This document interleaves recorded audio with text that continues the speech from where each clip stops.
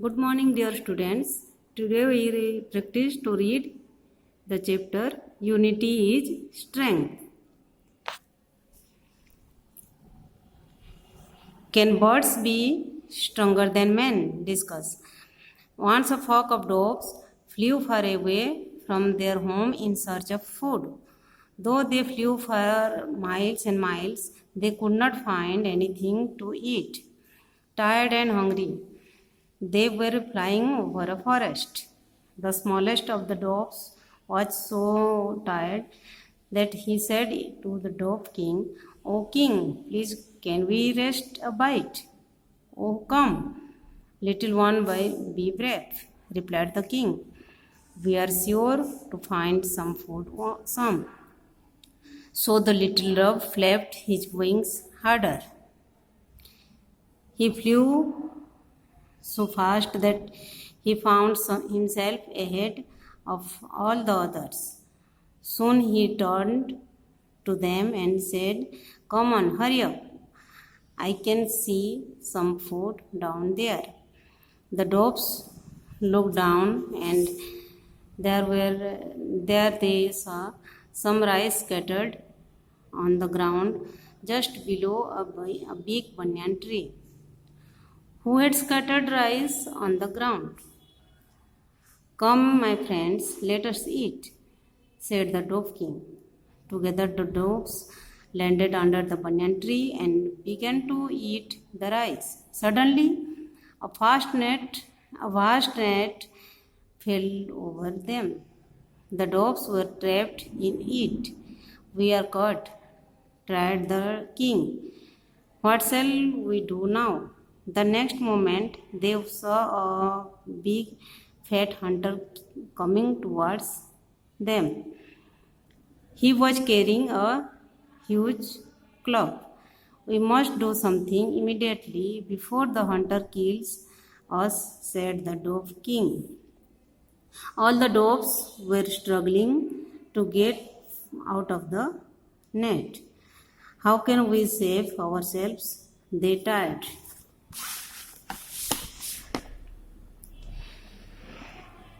"I have an idea," said the king. "We must act together. We shall all fly up, carrying the net with us. Remember now, unity is our only hope." Each dove caught the net in its beak. Then all together they flew up. The hunter was almost upon them when suddenly he saw his net going up into the air.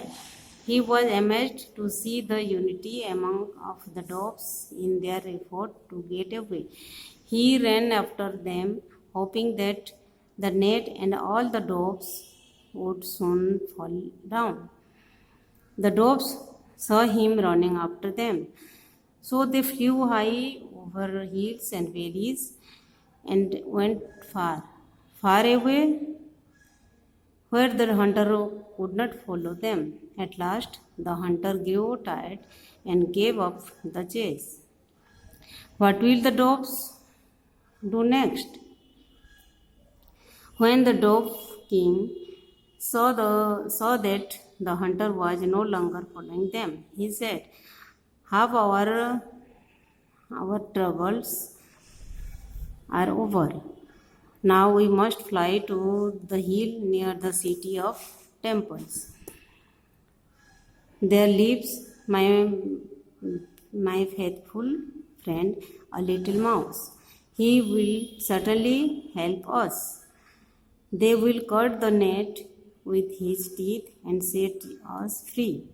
"Yes, yes, let us go to the city of temples," said all the doves in chorus, and on they flew. Soon they reached the place where the mouse lived.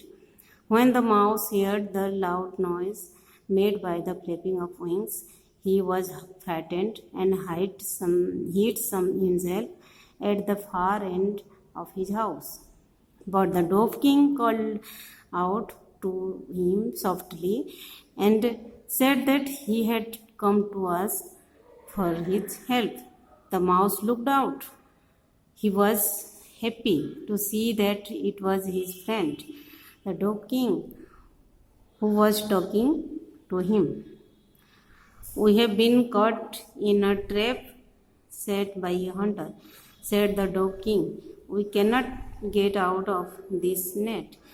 When the hunter came, we flew together, taking the net with us. "Now, please help us. Cut the net with your teeth and set us free." "Very well. I shall let you free first." "No, no," said the king. "Please free my followers first." The little mouse was wise. He understood the feelings of the king towards his subjects. So he began to cut.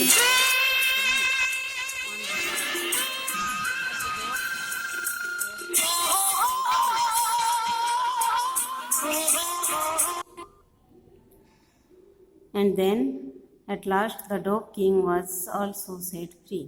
All the dogs were grateful to the little mouse for saving them.